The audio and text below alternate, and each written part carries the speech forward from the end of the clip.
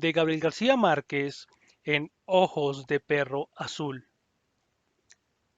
Amargura para tres sonámbulos. Ahora la teníamos allí, abandonada en un rincón de la casa. Alguien nos dijo, antes que trajéramos sus cosas, su ropa olorosa a madera reciente, sus zapatos sin peso para el barro, que no podía acostumbrarse a aquella vida lenta, sin sabores dulces, sin otro atractivo que esa dura soledad de cal y canto, siempre apretada a sus espaldas. Alguien nos dijo, y haya pasado mucho tiempo antes que lo recordáramos, que ella también había tenido una infancia. Quizá no lo creímos entonces, pero ahora, viéndola sentada en el rincón, con los ojos asombrados y un dedo puesto sobre los labios, tal vez aceptábamos que una vez tuvo una infancia, que alguna vez tuvo el tacto sensible a la frescura anticipada de la lluvia, y que soportó siempre de perfil a su cuerpo una sombra inesperada. Todo eso, y mucho más, lo habíamos creído aquella tarde en que nos dimos cuenta de que, por encima de su submundo tremendo, era completamente humana.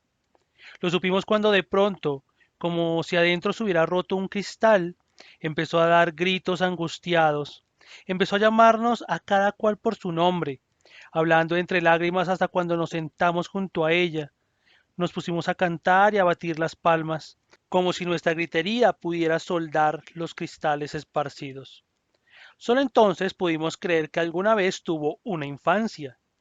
Fue como si sus gritos se parecieran en algo a una revelación, como si tuvieran mucho de árbol recordado y río profundo. Cuando se incorporó, se inclinó un poco hacia adelante y todavía sin cubrirse la cara con el delantal, todavía sin sonarse la nariz y todavía con lágrimas nos dijo, no volveré a sonreír. Salimos al patio, los tres, sin hablar. ¿Acaso creíamos llevar pensamientos comunes?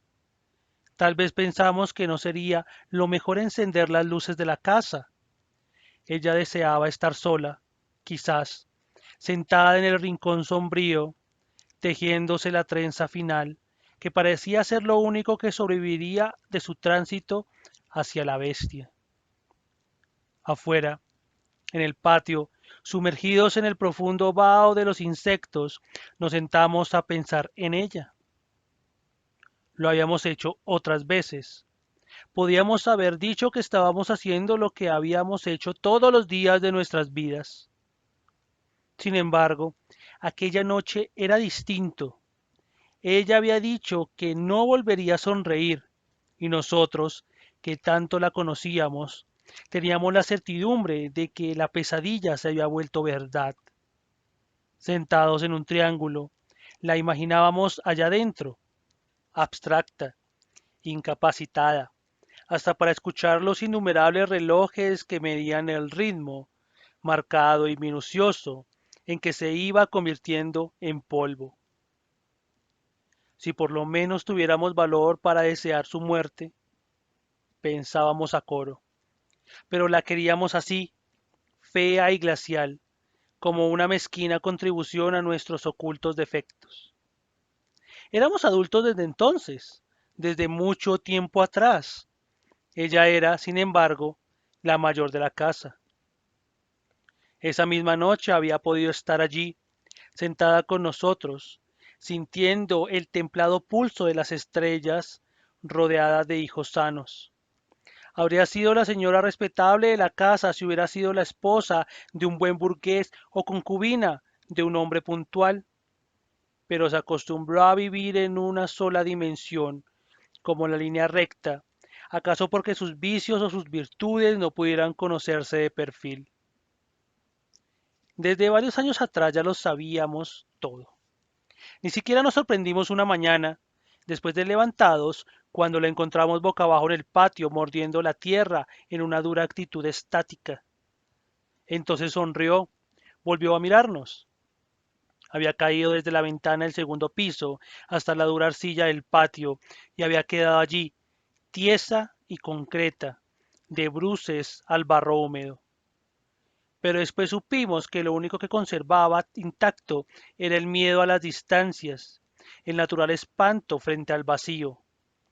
La levantamos por los hombros. No estaba dura como nos pareció al principio.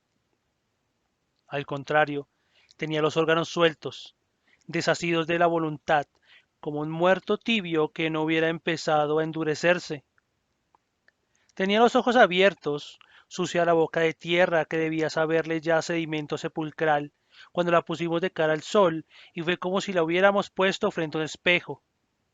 Nos miró a todos con una apagada expresión sin sexo, que nos dio, teniéndola ya entre mis brazos, la medida de su ausencia. Alguien nos dijo que estaba muerta, y se quedó después sonriendo con esa sonrisa fría y quieta que tenía durante las noches cuando transitaba despierta por la casa. Dijo que no sabía cómo llegó hasta el patio. Dijo que había sentido mucho calor, que estuvo oyendo un grillo penetrante, agudo, que parecía, así lo dijo, dispuesto a tumbar la pared de su cuarto, y que ella se había puesto a recordar las oraciones del domingo con la mejilla apretada al piso de cemento.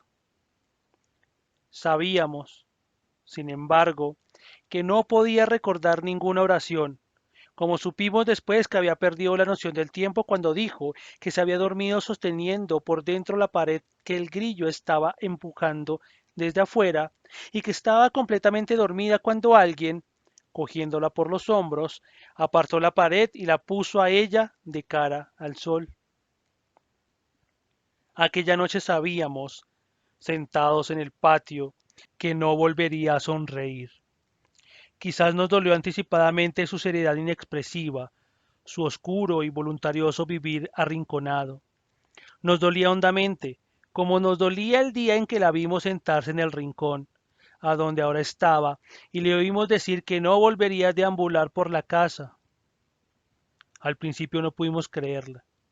La habíamos visto durante meses enteros transitando por los cuartos a cualquier hora, con la cabeza dura y los hombros caídos, sin detenerse, sin fatigarse nunca.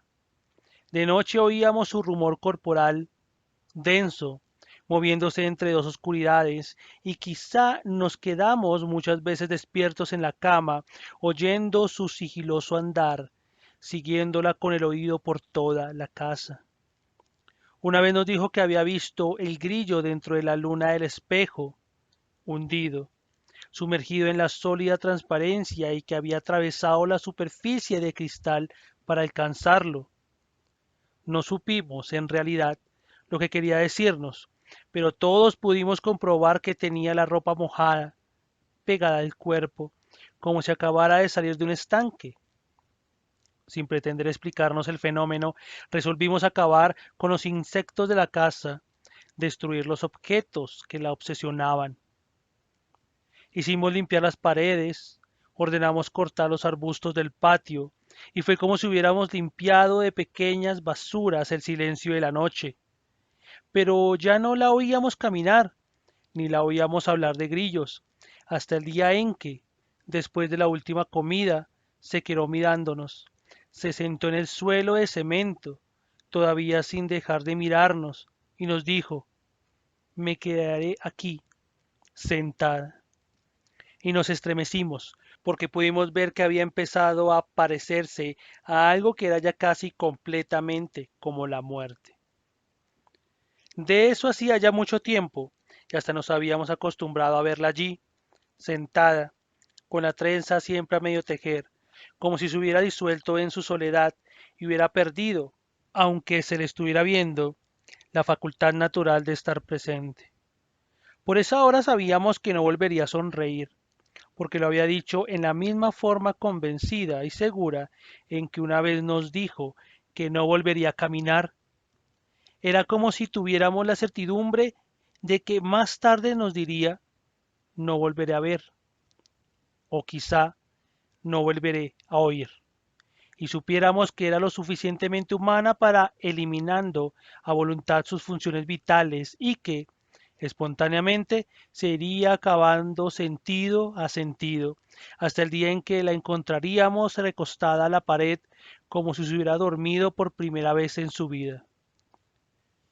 Quizá faltaba mucho tiempo para eso, pero los tres, sentados en el patio, habríamos deseado aquella noche sentir su llanto afilado y repentino, de cristal roto, al menos para hacernos la ilusión de que habría nacido una, niño dentro de la casa, para creer que había nacido nueva.